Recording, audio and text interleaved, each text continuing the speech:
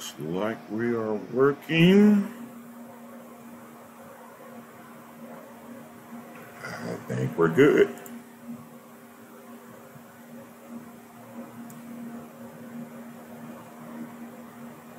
Yep. Good morning, everybody. Welcome to Art in the Raw.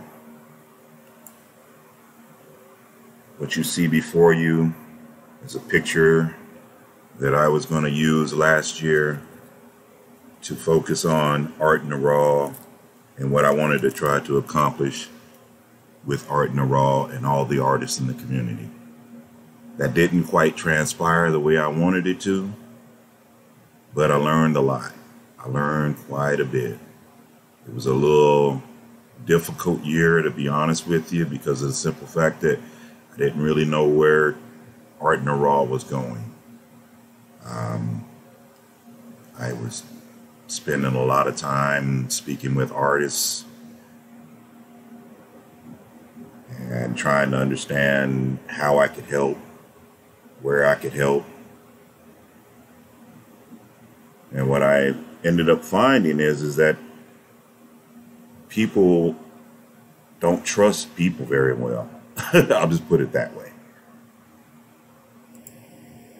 So for all you guys that don't know me, my name is Charles Walk. I am the CEO of Art in the Raw. I spent this whole year trying to focus on growing a side of the business that was going to help, expose artists' artwork all around the world. And I still have that vision, and I'm still going to aim for that. And I have a little, shall I say, a little twist in that journey that we're going to be taking for all those that are following Art in the Raw and rolling with me. We started out with a focus on artists. And for those that don't know me, I am a software developer by trade. I worked in the software development community. I was pretty much an engineer at some of the biggest companies in the world, and I'm very thankful for it. And I look back at it in retrospect, and I say I learned a lot, and I actually grew. I grew a lot. And at the same time, I got to a stage where I was at the, shall I say, the top of my food chain. And pretty much couldn't go any higher. I was a senior developer, and I've been there so many years doing a lot of the same type of stuff that I was doing when my last employer had me tasked to do some banking software stuff we were doing. So that was a very fun job. I had a boss there. His name is Steve Humphreys. I put his name out there because I'll never forget him. He's the one that gave me the liberty to expand my knowledge. I was able to volunteer for things, and he would just let me go and do it, and it was all things based off of what the business needed. But I wanted to, I never feared taking on new challenges. I was eager to take on new challenges. Ever since I was a junior dev, when I first came in, I was just like, that's the only way you're going to learn. You got to jump in the deep side and swim, You can't be trying to go in from the baby side. So, I used to jump in, man. And that job was just so liberating for me. But it was at the same time, it was stressful because not everybody thinks the same way that you do. Not everybody sees the same things that you see, And just to give you an example, we used to see technology that we do. It just changed the way that business did business, and we couldn't get buy-off from, the executive staff, and it's just the way it happens. You got to have a valid reason why we're going to go down this road, and it has to make dollars and cents. And a lot of times, just to the penny pinchers of the business, they don't understand. And that's the other aspect of being a small business that I love, because you're more nimble. Me being a small business, That's what my main focus is going to really be, is to stay small.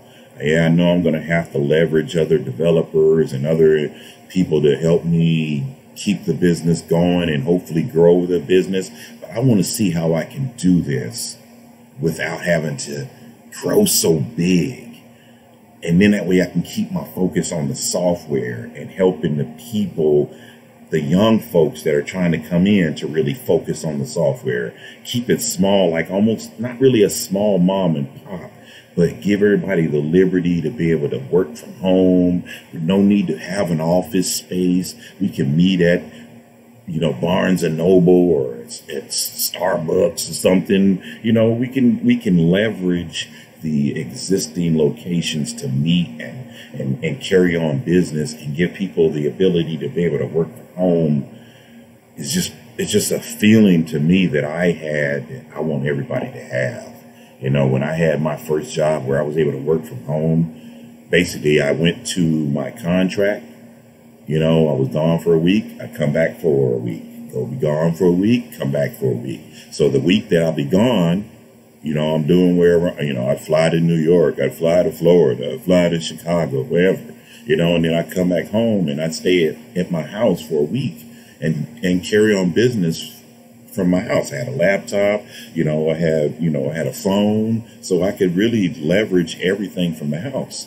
And that was part of the bargaining that I had when I got the job. So that was part of me working for them, is I got the chance to be at home since I was going to be on the road all the time.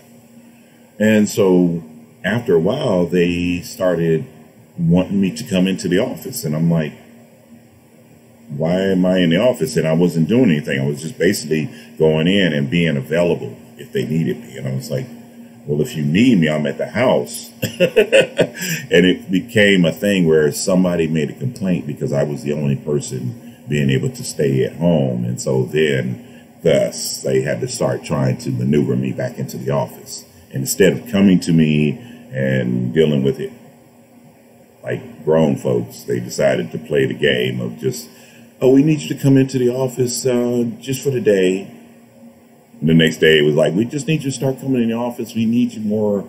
And I'm sitting here like, but that wasn't the part of the original plan. I go into the field. I want to be able to spend some time with my family as much as possible. And I still can do work from home. I do work from home. It wasn't like my performance was terrible, but nonetheless, I went along and I went back to the office. And then things just, really started getting interesting. And so I grew from that. And I was doing consulting and going out there and doing self-development. And the one thing I was noticing is customers were struggling. They were having issues and they didn't have a solution. And they were buying off-the-shelf software, and they were trying to make that off-the-shelf software work. And then they were calling people like me in to come and try to do modifications to it. And a lot of times off-the-shelf software, you can only modify it so much. So I would come in there because I was a integration specialist. That's what I was.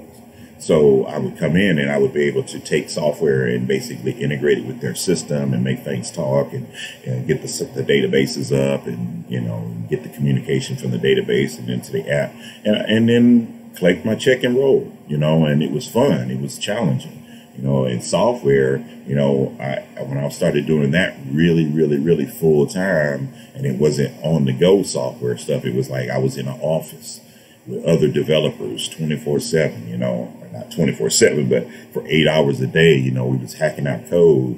And in all actuality, it was more like 10 to 12 hours, to be honest with you, because we were doing so much overtime. And then, they wanted us to come in on the weekend, and there was times I didn't get compensated. It was just like, well, I have plans this weekend. Well, we got to get this out by, and it was the last minute things.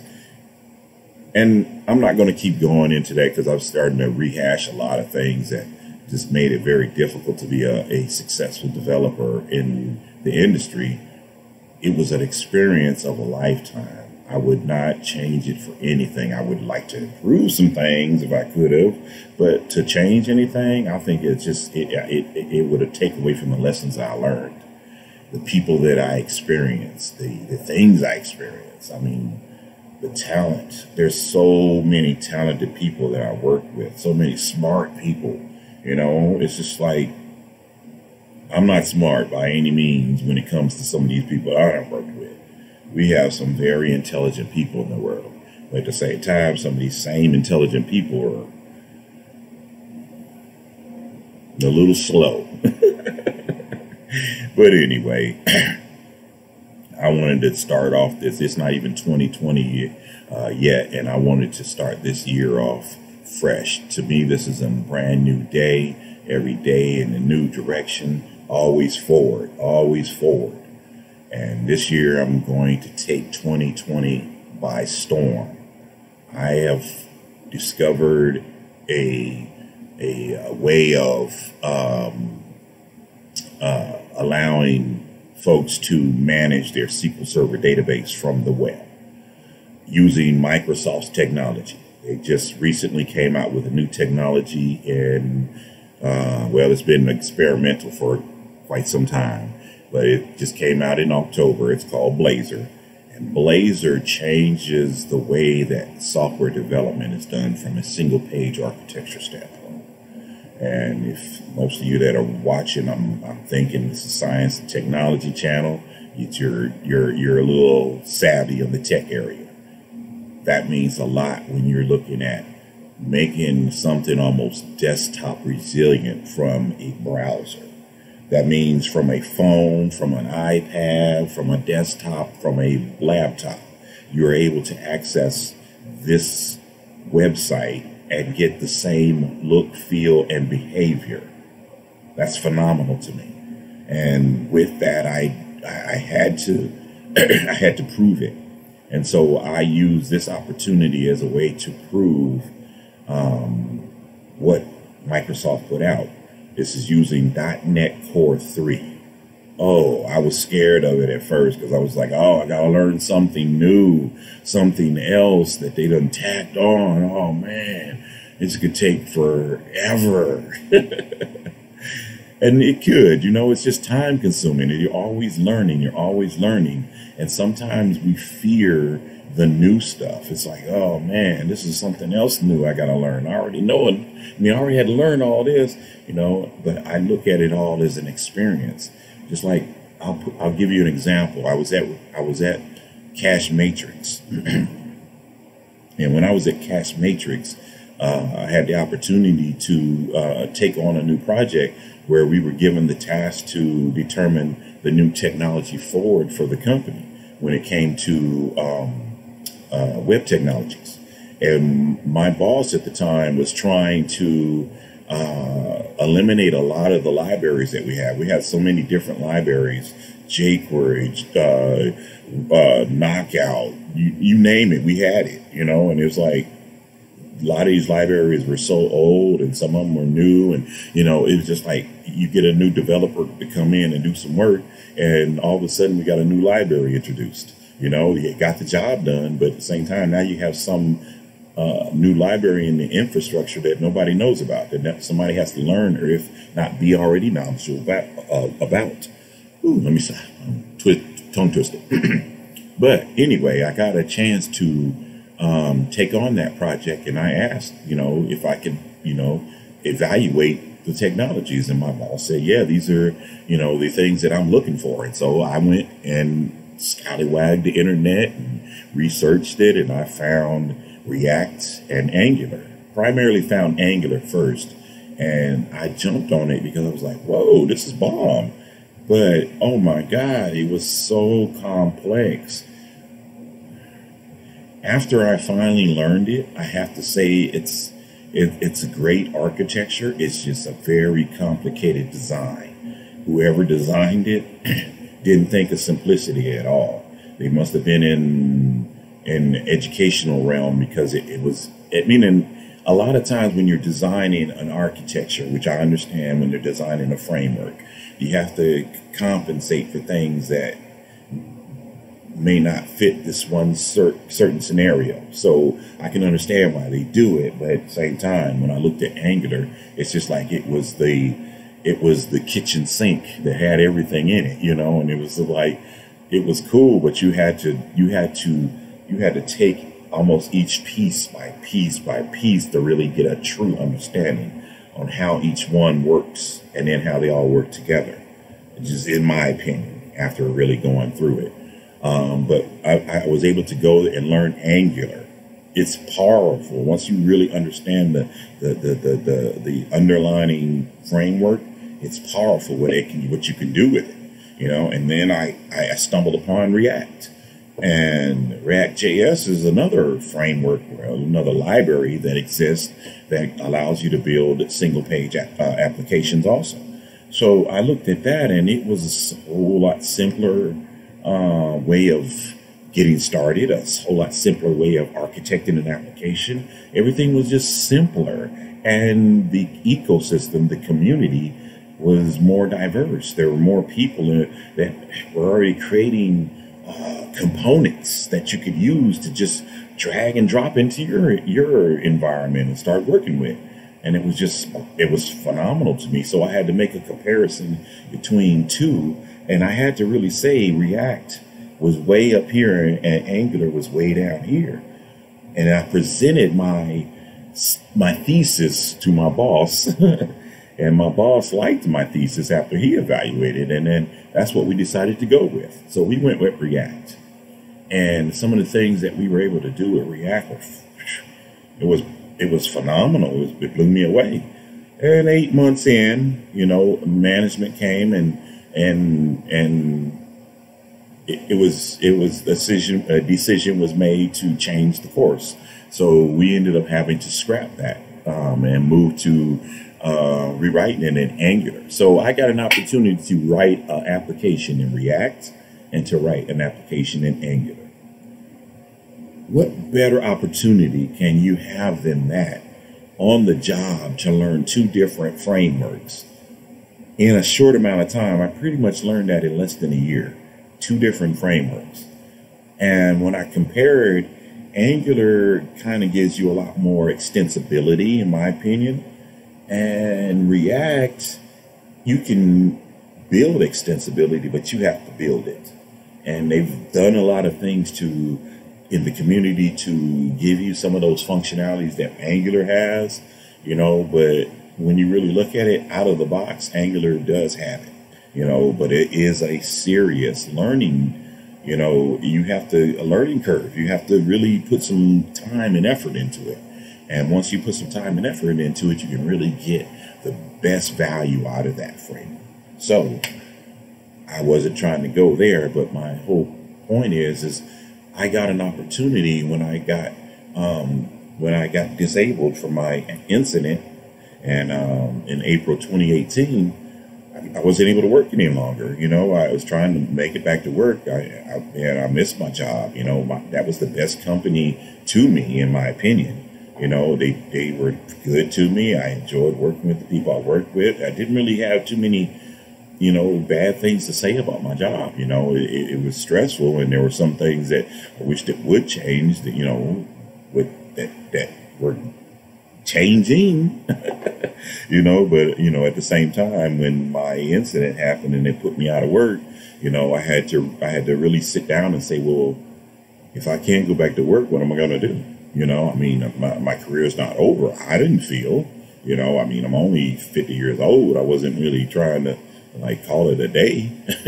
So, to me, I was trying to really figure out what I was going to do. I really wanted to go back to work. So I was really trying to work on getting my health back together. But, my health is up and down every day. Like, I'm getting ready to go into dialysis now, which is why I was making this video.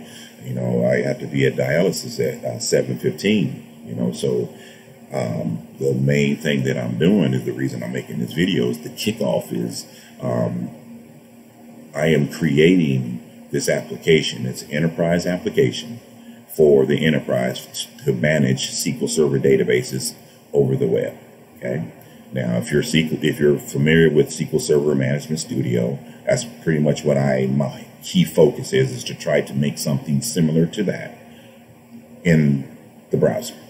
So what my key goal was, when I went down this road, was I wanted to make something similar to what Angular and React offer. Because when Microsoft came out with it, they said it could pretty much do everything that React and Angular can do. So I had to test it, so I had to see, so I had to have a project to work on. So I decided I'm going to build this application while I'm on dialysis. So this is the first application being built while I'm on dialysis, even though I can't show you guys video while I'm on dialysis because of, there's other people in there. They won't allow it. I'll just put it that way.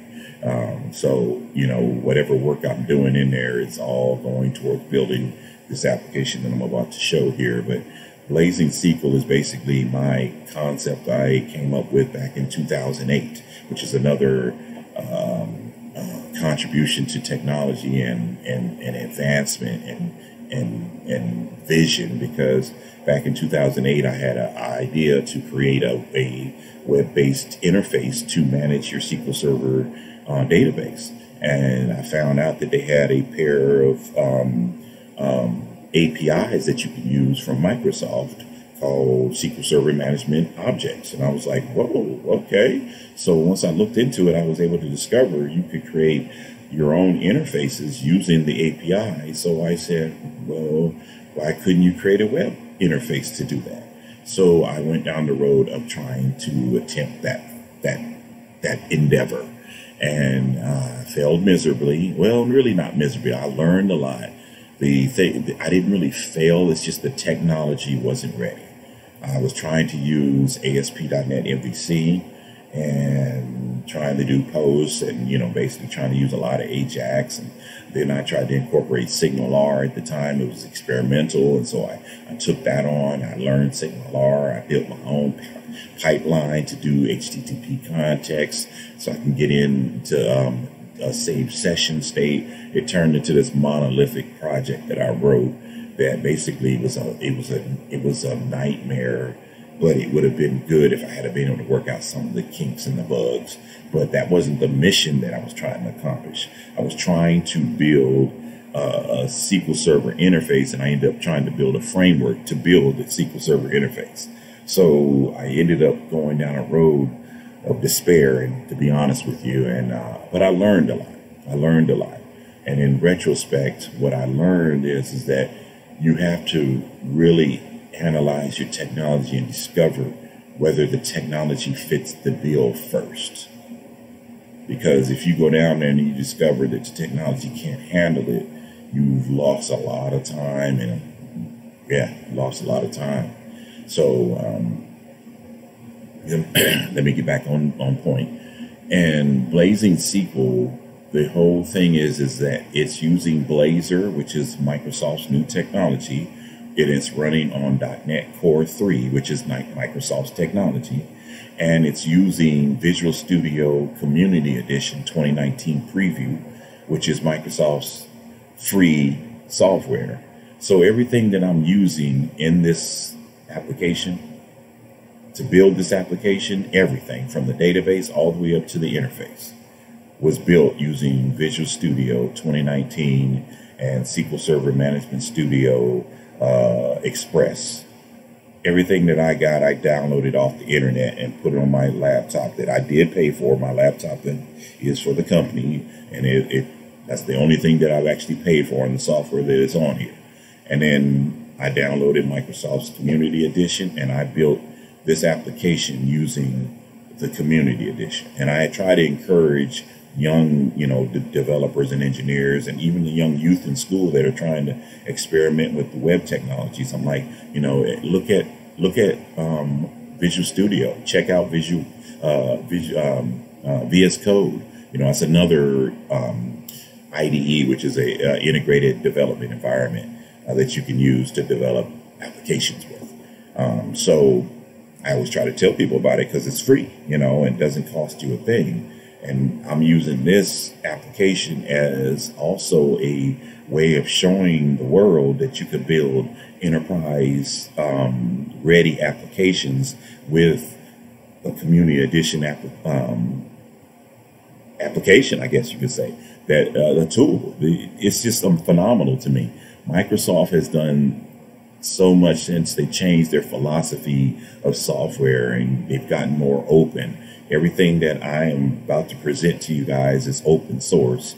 Everything is pretty much I built myself. You know, I had to build the grids myself. I had to build the tree myself. I had to build a lot of the components myself that are being inherited from a Bootstrap interface. So I'm trying to build it all dynamically. The whole entire application is built dynamically, and it's specifically designed that way because I want to be able to build this based off of whoever the user's database is, which I don't know who the user's database is at the time.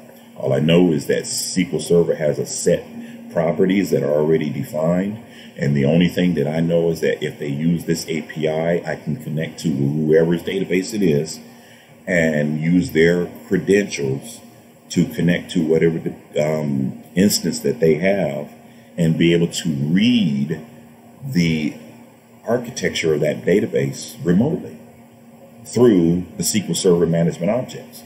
It's phenomenal.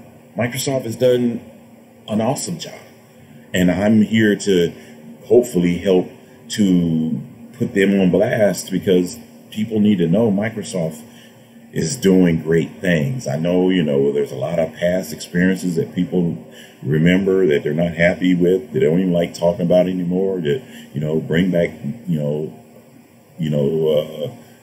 horror stories, nightmares, but Microsoft has really come a long way, and they're going to go a lot further. I can't wait to see what they do with virtual reality and AR. All this augmented reality stuff is phenomenal, and they're already doing things with it. So, but anyway, Blazor is awesome. I'm using Blazor as the interface, and then I'm using the server side instance of it. There's a client side and there's a server side when it comes to Blazor. The client side, I tried that out. What I discovered was client side is more of everything is on the client browser or in the browser, and it does AJAX calls back to the actual server. Well, I wanted something faster than that. And then I found out if you do the server version, it uses SignalR. And so basically you are rendering the server version of the interface to the client through SignalR. So what that means is that you are actually using WebAssembly and bytecode to stream your application to the client wherever they are. So you could be on your phone in the train station and pull up your phone and be on SQL Server connecting to your database. This just blows me away every time I think about it. But Microsoft has moved to that. So today I want to give you guys an opportunity to see what I have actually built here and give you guys an opportunity to see what you could do. I mean, there's so many things that you can do. Oh, sorry, let me cut my phone off.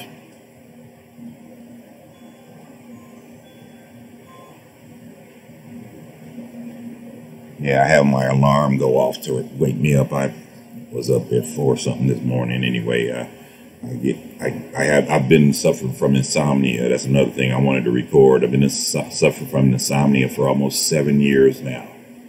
If not, 7 years. And I'm so used to it now. It doesn't really bother me as much. I get sleep when I can. I pretty much, if I don't sleep at home, I sleep on dialysis, and that's sometimes, I can and can't sleep on dialysis, but, I just try to get sleep where I can. But, 2020 is going to be a very exciting year. When I show you this application, you'll see that one of the things that I did, I just want to show you guys, I'm using Microsoft Visual Studio, Community Edition Preview version 16.5.0, and these are all the other applications or the other tools that are installed with it that allow me to use certain features in Visual Studio. But Visual Studio is a powerful tool for those that aren't familiar with it. But I use it. I've been using it for years. I've been a software developer since the early 2000. I think I started 2001, 2002. 2001, 2002, I started doing, I was writing VB.net. I started out with VB.net. And the great thing about it was, this is what helped me with technology. I went from VB.net to learning C# to being able to write, to basically convert applications from VB.net to C#, from C# to VB.net. Companies would call me in to come in and convert applications from one to another. It was funny. It was just like, yeah, I understand the syntax. My mind just works like that. So I was able to understand the syntactical differences. So I was able to say, oh, okay, so over here you're using dim instead of var. You know, your way of instantiating a variable is totally different than the way you do it over here. So I understood. My brain worked like that, you know, so I was able to understand the differences. That's why I'm able to write in multiple languages, because I'm able to understand the differences. It's very similar to being a linguist. You know, I have this guy that I follow on YouTube. He speaks fluently multiple languages. He's a black guy, and he travels the world, and he surprises people because he'll come up and he'll be speaking to them in English. And if they speak, you know, Cantonese or Mandarin or something, you know, they'll be like, don't speak very good English. He'll be like, oh, and he'll start speaking in their tongue, and they're all blown away. And I get really impressed by him. And so I kind of looked at it. I'm kind of the same way. I kind of do that with languages. I can code in C. I can code in C++. I can code in Java. I can code in C#. I can code in VB.net. I can code in T-SQL. I can code in SQL. I mean, there's so many languages. JavaScript, you know, I could program multiple frameworks.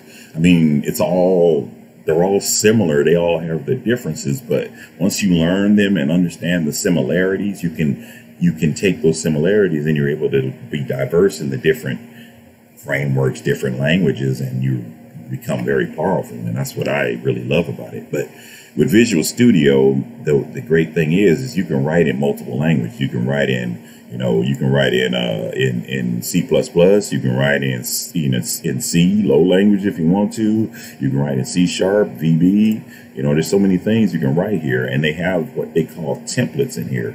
And I hope I'm not, you know, telling people something that they don't already know. I'm sure you guys already know a lot of this stuff, but they have templates. You know, they got all these templates that you can choose from. You want to be able to create Excel plugins, and, you know, PowerPoint plugins and Outlook plugins.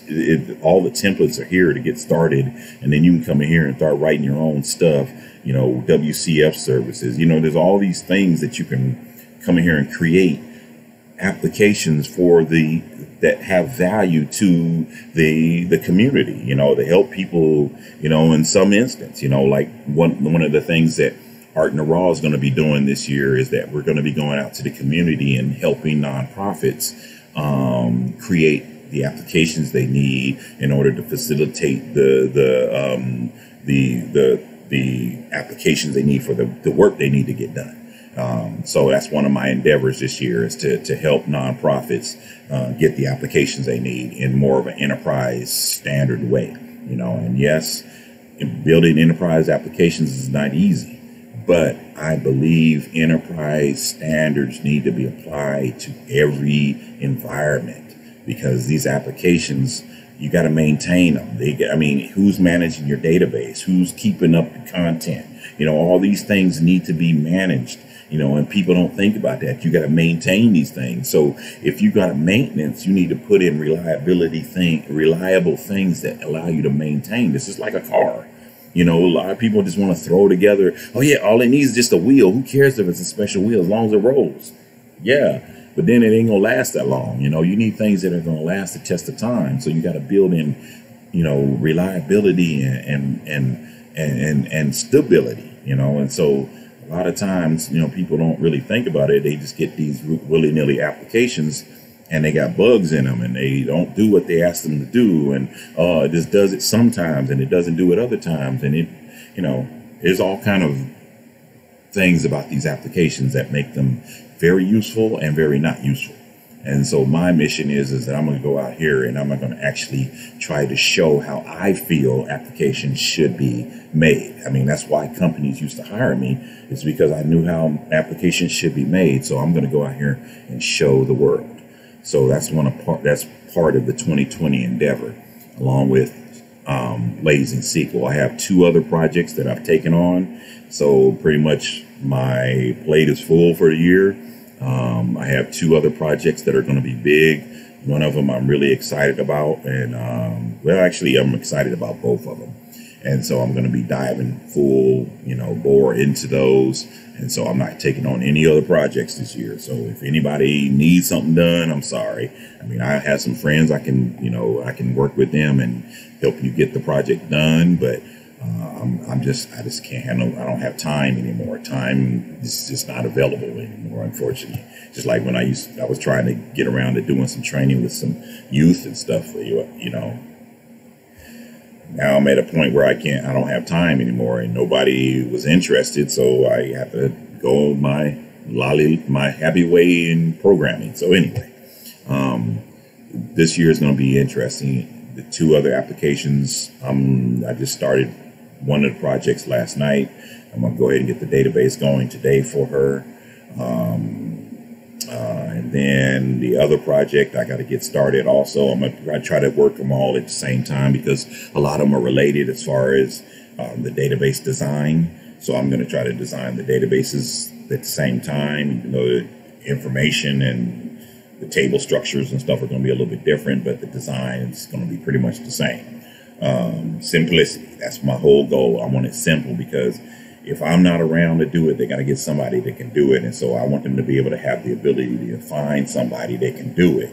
And this is not about them being locked into me, because I don't want this to be a thing about them being locked into me, because there's a lot of competent developers out there that can do the work.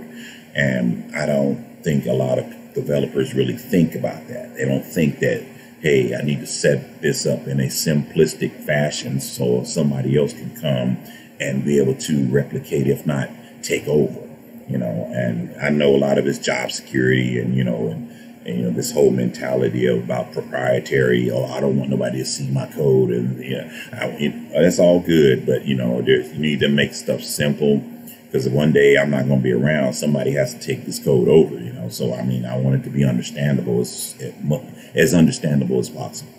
So just to get back on point here, this is Visual Studio. OK, this is how you can go in here and create different projects. But that's not what I'm here to talk about. There's plenty of tutorials on YouTube on how to actually utilize this interface if you're interested. If you need some help, give me a call, send me a text. Don't send me a text. Send me an email with detailed information on what you're looking for, and I can get back to you for sure. But just to show you what Blazor is looking like, what I did is I designed this in a 3-tier architecture. I pretty much do that in a lot of my designs because that's just what I believe is a good standard to keep separation. I do make more separations as far as logical separations go, as far as folder structures and stuff like that. But for the most part, project structures, I try to have a main where I'm going to have all my business logic happening. Then I'm going to have a domain where I'm going to have all my entities, all my representations of domain objects, shall I say, like I need an employee object, or if I need a student object or something like that describes a student or an employee, all the properties, all the attributes of those individuals that would be represented by those domain objects. Okay, and then I have the actual main project. See, BlazingSql, this is server-side Blazor. And this is just using regular .NET Core 3. This is using .NET Core 3. So I'm not doing any special here. Well, yeah, I am. But the projects are simple. Anybody can create these, okay? And then I have a test project here that I use to test my different aspects of my code. And I do my testing differently than they do it in the industry, just because I prefer it. And my testing scenarios are more based off of functionality, and I want to be able to get that test functionality in there. And mine's basically just going in there and I just create different pages to do different things that I need to do from a code standpoint. And then I'm able to break it down into smaller pieces per page. And then that way it helps me to be able to go in and pull those specific things into Blazor how I need to. But anyway, that's how I get down. So with Blazor, the application structure I have is interesting. They don't do I'm not sure if any of you guys are interested. If you guys are familiar with MVC structure. The MVC structure is very similar to this. It has areas, but they don't have components. They do have data, but they don't have pages. Well, they do now with the new Razor pages, but they usually have controllers and views, and so a lot of the structure is the same and a lot of it is different. But I like it because it keeps it simple, and they go with a WW root. This is where everything that your base website would be on. So they have a CSS folder, all my fonts, all my images. I even have JavaScript in here, which I try not to use too much JavaScript. I try to stay away from JavaScript from a single page application standpoint with server-side Blazor, because you don't have to use JavaScript. Because I'm pretty much doing a MVVM pattern, which is, model view model, which is, I'm kind of preferring that because everything is based off of my model. If anything changes in the model, the components are updated based off of that state change. Whew. But that's why I like it. So I can just go to the model and just update the model, put new data in the model. The model reflects how the UI is going to represent that data. And that's why I like it. I just love it. And so I try not to use JavaScript. Of course, I'm using JavaScript. I got some chart stuff in here, some dashboards, some stuff I've been working on. And I understand JavaScript. So it's not like I can't write JavaScript. I just prefer not to. And then that allows my application to stay cleaner and less buggier because I don't have any JavaScript bugs popping up out of nowhere. Literally, I have I'll show you here in a second. I have no JavaScript errors. This is the first time in a long time I've ever seen that. But it has areas. This is where all my identity stuff is for, handling all my user information for membership. That's out of the box. This is what Microsoft offers. Now I'm extending this because I have custom pages that I'm including in here that I want to customize. I want my own pages to look a certain way. So you get an opportunity to go in here and make custom pages. It's an extensive process. I can't really explain it to you. It's kind of Microsoft has an ability to do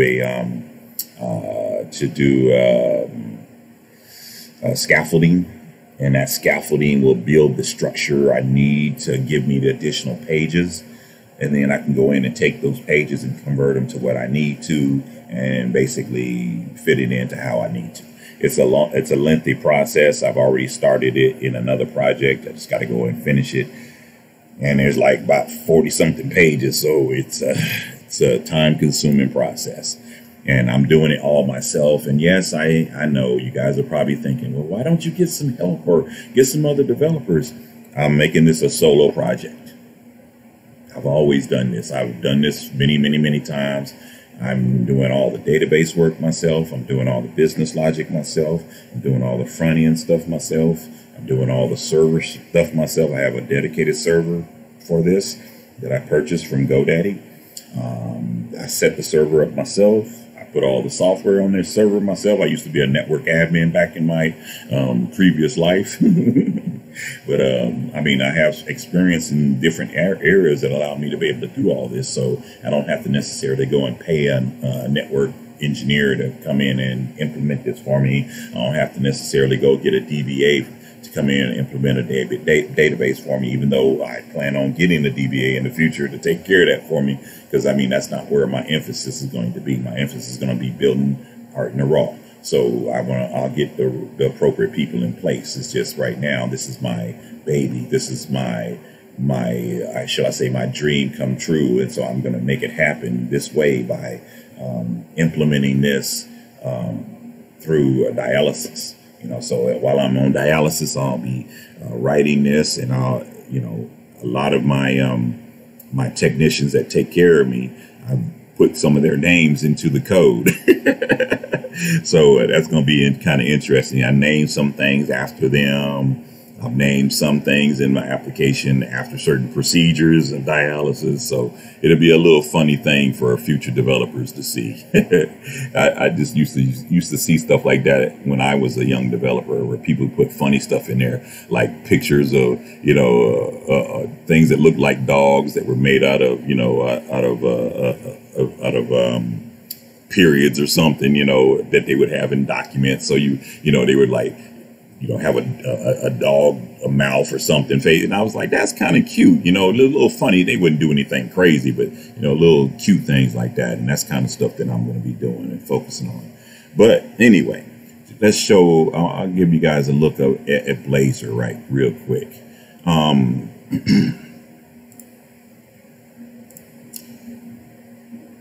My whole purpose when I set out to build Blazor was to build a web-based interface that can be utilized on a phone, on a iPad, on a laptop, on a desktop, whatever device you are looking at through a browser. I wanted it to work on that. So I specifically wrote this to scale based off the size of your device. So the beauty of that is that you can actually manipulate your database from anywhere. If you're on the slopes of the Aspen Mountains skiing and you want to be able to connect to your database, you can do it through this. But I used to work for Janus, and I used to have a manager. His name is Troy. He used to say stuff like that. It's like, well, we want to build a web-based application for them just in case they want to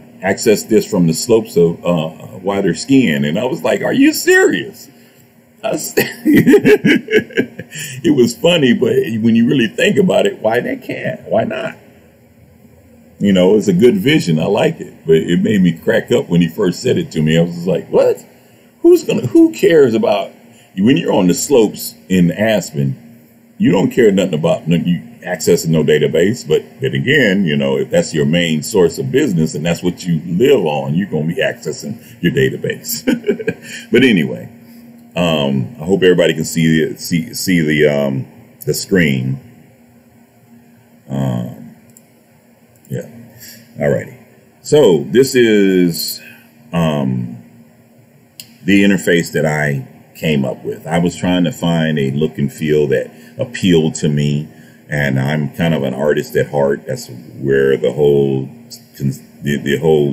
vision of Art in the Raw really came, is because I love art, and I want to be able to demonstrate art in software, because I'm sure, anybody that's techie that's watching this knows that you haven't seen too many pretty, enterprise applications. I mean, I have seen some, but really there's some hideous applications in the industry, and I don't want mine to be one of them. So I'm focusing on trying to make it look good. And so this is my look and feel. I hope you guys like it.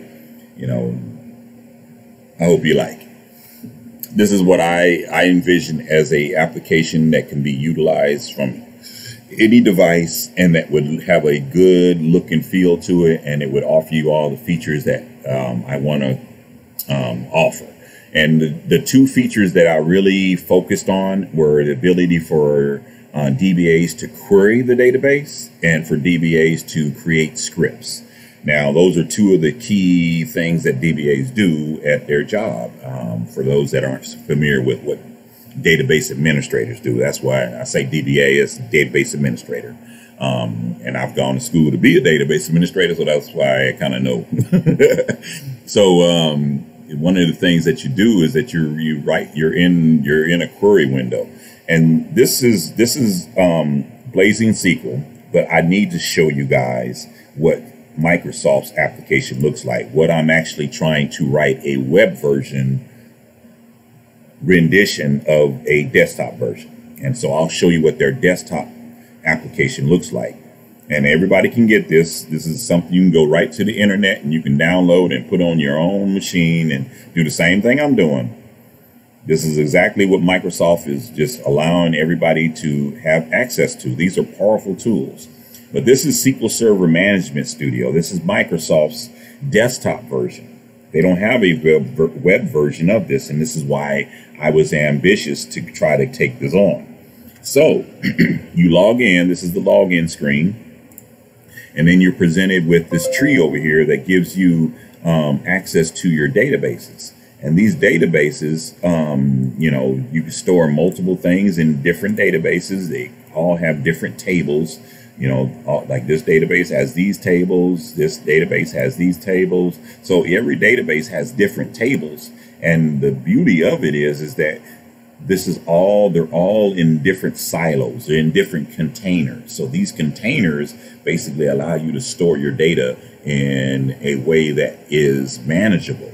And so a DBA would be able to come in here and manage all of these databases. Just imagine, what you're seeing right here is just 4 databases.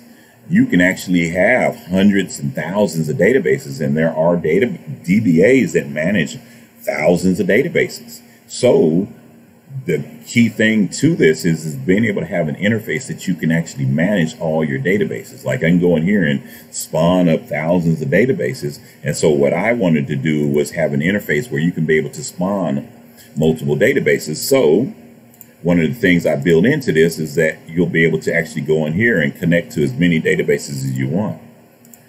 And it will just scale for as many licenses as you buy. And that's my whole goal, is to allow people to buy the licenses to be. I want to support, 10 servers, so they'll buy a license for each server. And so they only need one interface for as many servers as they want to support, and they just buy the licenses they need and make it real easy, real simple. No need to make this complicated. And that's the other aspect of what I'm trying to do a little bit different. The industry enterprise does it a little bit different, and I like some aspects of it, but I don't. And, and to me, delivering value to the customer is important. And in my opinion, I've seen a lot of applications go out the door very, very, very, very buggy. And they're asking for, goo gobs of money, and it's not even right, but that's just me. I'm a different character. But anyway, this is Microsoft's, this is their SQL Server, and the things that you can do on here are vast. I mean, I could show you a couple of them, but one of the key things I wanted to do is to give people the ability to do a query, which is one of the main things you can do with SQL Server, where you can go in here and select from your database, for all those DBAs that understand select statements, understand T-SQL, shall I say, from user profiles, and bam, it'll query the database, and that's the data that's in the database. Okay, and so this is the one feature that I wanted to make sure that it does from day one. And so from day one, it will do this feature, and then the second feature is a scripting feature, which when you're in Visual Studio, you can go to Task and you can go to Generate Scripts. Generate Scripts allow you to have this interface where you can be walked through a wizard type interface where you can go in here and say, I want to choose certain objects to script. I want to script this database table. I want to script this database table. Or matter of fact, I just want to script them all. You can script all the database tables. And so what this wizard was allowing you to do is to go through here and choose your options, and then go here and choose your options here, and then say okay, and then go next, and then it would script your database for you, and then it would put it into a file called script.sql. Well, I wanted to kind of do the same kind of a thing from the web. So that scripting feature and this query feature are the two features that I wanted to make sure that exist in the database, in this application from day one. So there's context menus. With my tree, I built a custom tree. So there was many trees that were out there. There's one from Telerik. I investigated theirs. It's very, very, very, very diverse. It's well thought out, but it's a little bit more complicated than I wanted it to be. I'll put it that way. I feel as though they could have designed it a little simpler. And when I looked at it, I was like, it's powerful. It's going to allow you to really, they build a lot of their tools to allow developers just to do more of a, put it in place, put your data source to it, name your columns or name your fields, and then voila, there you go, and sometimes, and that's a good thing, but I needed a little bit more customization. So I decided to build my own. And since I know how to build trees, I decided to do it. And what I discovered with Blazor is that it was so much more enjoyable doing it with Blazor, because I have components, and this whole tree, it consists of components. So as I built this tree out, each one of these has a layer to it. So those layers allow me to keep its individual state. So every time you go to open one of these nodes, I'm able to track when the node was open and when a node is closed. It was just like, wow, they thought of everything. Microsoft did a phenomenal job. So I was able to build the type of interfaces that I wanted to build, and I'm able to use the UI that I'm using for those that are looking at this.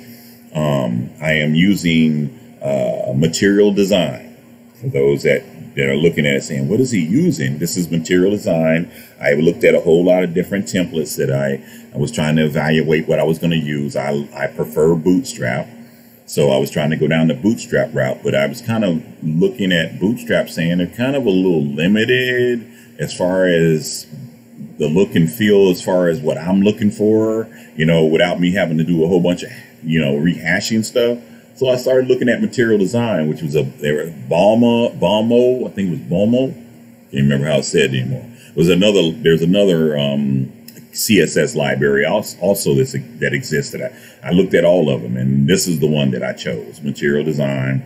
It's very, very easy. It works it's pretty much on top of Bootstrap. So it's very, very easy to use. Structure is beautiful. I'm able to conform the pages, so everything works, beautifully. I can, have slide out, menu system, for the drawers, this was beautiful when I got that working, man. And this is all in Blazor, and when you look at it from the inspector, you would always, in JavaScript world, you would always look over here and see JavaScript errors and be like, man, I got to go fix that. At least in my world, I was always trying to eliminate all my JavaScript errors that were over here. And then what I was discovering is those JavaScript errors, boy, it's just hard to track down. And so as you see, I have no JavaScript errors and I don't want any. That's my main goal. I want to keep this very simple. So, let me turn off my phone again.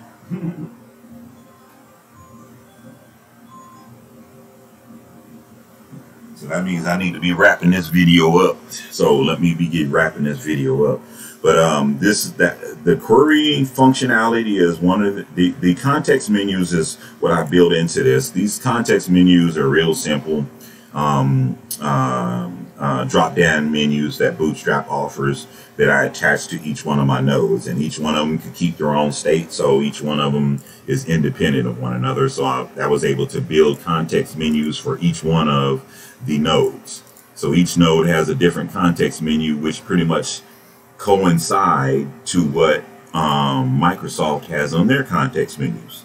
So I was trying to, get the most important context menu items, like select top 1,000 rows. I have that option also. You can go in here and say, I want to select, the top 1,000 rows. It'll go in here and do a query for you and bring you back the results, tell you how long it was. You get, how many records were available, which that only has one record. I mean, this is a new database I just cranked up, so I don't really have any data in it. My Northwind is on another server, so I don't even have that here. But anyway, I'll be getting that up here soon too, because Northwind has a lot of data in it that I can use to test with. And then I have an old database from way back in the day that has data in it from when I was doing my previous business that I can pull data in to use for test data. So I'm going to use a lot of that to do my deep queries, because one of the things is when you do the query, everything is running multi-threaded. So I built this in a multi-threaded fashion so that if you're doing a query on this tab, it will not interfere with your query that you're going to be doing over here on this tab. So to show you what I mean is I'm going to do let's do script database. And then let's say I want to go over here and I want to say I want top 1,000. I want the top 1,000. It's running these totally separate in their own separate silos, so that neither one of them is interfering with the already script database that I had going in the background. Now, script database currently has a little slowness to it, and I've been trying to figure out why that is, but Microsoft's SMO is seeming to be the issue, because everything else I have in my application moves fast. And what this is the scripter. This is the thing that I really wanted to have functioning for the DBAs, because this gives them a lot of functionality to script their whole entire database. They can script their views, their stored procedures, their user-defined functions, their schemas. They can script the whole entire database. And then I set up the functionality so they can go in here and save, all their query stuff to the database. And I'll have a table. Every user that uses this will be storing their own SQL scripts. And we'll just say this is script 1. So you'll be able to name your script whatever you want, and the thing that I'm trying to do is give people a little bit of personal abilities to go in here and create their scripts the way they want to, and then save those scripts for later use. And then at the same time, another one of the features that I'm building down the road is a scheduler, which is going to allow people to be able to let's script all of these databases at once. Or let's run the same script against this database, or against this database and this database, but not this database, but this database. I want to give DBAs the ability to choose where they want to script, and then be able to set up pre-designated schedules to run scripts. This is the things that DBAs have mentioned to me in the past. So that's why I'm trying to build that into this. And there's a feature that I wanted myself to be able to script it. I want to be able to script my database at different times so that I can have a backup of it. Maybe, I want to script it once a month, at the end of the month. At this time, I want to be able to script my database, including data. And so if something happens, then I can always go back to that outside of doing a full backup. But, there's so many ways to do it. But I like this whole feature, and it does the scripting in record time. And these are the options. What I decided to do with this, which is what was powerful with this, is I dynamically generate this on the fly, reading all the available scripting options that Microsoft offers on the fly. So I'm able to determine what they offer, and then I just go through pretty much a loop through all the properties, and then I just present them on the page, and then you can go through here and choose what you want. Say I want to make it personal and what version, and then I want to do this or I want to do that, and then you just go over here to your summary, and it tells you the stuff that you chose, your options that you chose. And then you hit your generate script, and then I put a little loading icon, which I'm still trying to decide whether I want to change that up or not. But it loads your script, and then there's your script. And so you get a script that gives you all your alters. I don't know what I chose. I didn't choose much, apparently. What did I choose? Oh, okay, that ain't, okay, yeah. Script for alter, that's why. I'll just do it like that anyway. And then we'll just generate another one. And it generates them pretty fast, and I have a little timer over here to allow, you to be able to determine how long it's taking. You should get a good return under 5 seconds, I'm thinking, but my tests have been 3 to 4 or 5 seconds. So, but once you get your script, you can do whatever you need with your script. And I have this, it's using Bootstrap's tabbing system. So you basically will have an interface that will scale to your liking. If you're on a phone and you need to access your database and you still need to do all these different scripts, you can do all of that. You need to create something else, you can drill down into the different databases and, and see whatever you need to see.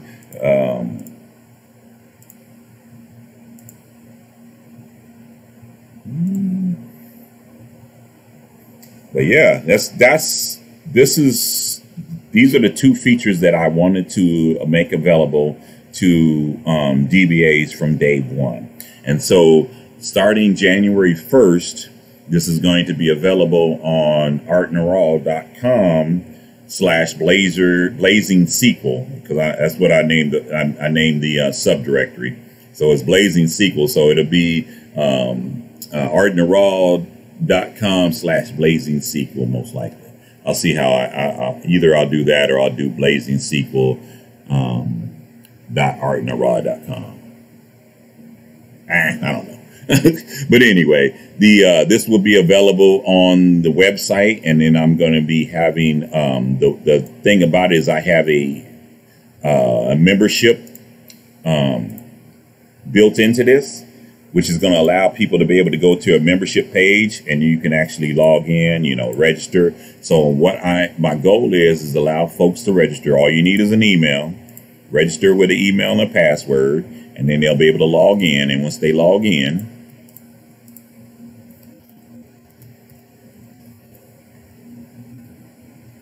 a cookie will be put on their device. Your browser, a cookie will be there. So every time you leave and come back, you will be logged in unless you choose to log out. And being logged in, you will get access to all of this, and you'll be able to actually go in here and log in. Now, the thing is when you access your account, and I'm still trying to, there's going to be another tab. There's several tabs here. And I'm going to create another additional tab here that's going to allow you to be able to go in here and manage your scripts. It's going to allow you to go in here and actually name your database. So it's going to be something like database. I'll probably name it database. Or maybe I'll just name it SQL Server. SQL Server. And so when you click on SQL Server, you'll have options over here to go in here and name your database. I'm going to have a field where you'll be able to put your own name in there. And then everything will have a default of 2 gigs. So everybody will have a database that they can actually practice on. And that'll be only set up because I'm going to be doing this in a stream. When I say a stream, I'm going to be doing it in beta releases. Okay, so my beta releases, I'm going to have beta users to come and create accounts, and then they're going to have access to come in here and actually play around with the application and give me feedback and so on and so forth. So what I want to try to do, my strategy is I don't want to have to allocate 50 million databases. So I'm going to keep the database allocation small to more like 10, and then only have 10 beta testers every iteration. So every month I'll have different beta testers. And so every month I'll have 10 beta testers to test, and then we'll create 10 more. And so this will give everybody an opportunity to be beta testers, and those beta testers will also receive discounts on purchases of the software. So this is how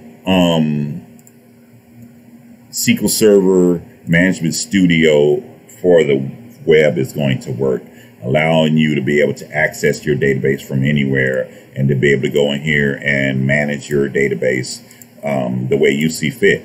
And this tool should allow you to create databases through a user interface.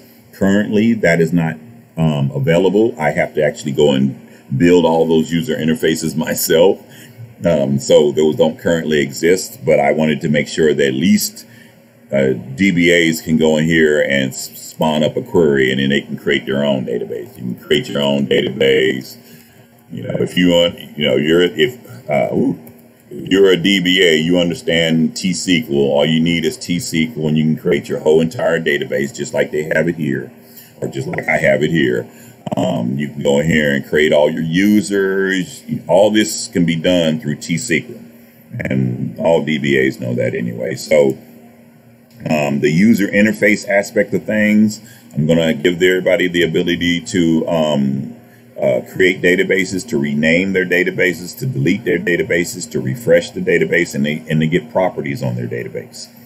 And then as far as the actual, they'll be able to script your tables too. And that feature, I got a request from somebody in an email, and I decided to go ahead and add that in there. So the scripting the table aspect is going to be powerful. So it's going to just allow you to just go to each one of these and just script the table, and then you'll basically get something very similar to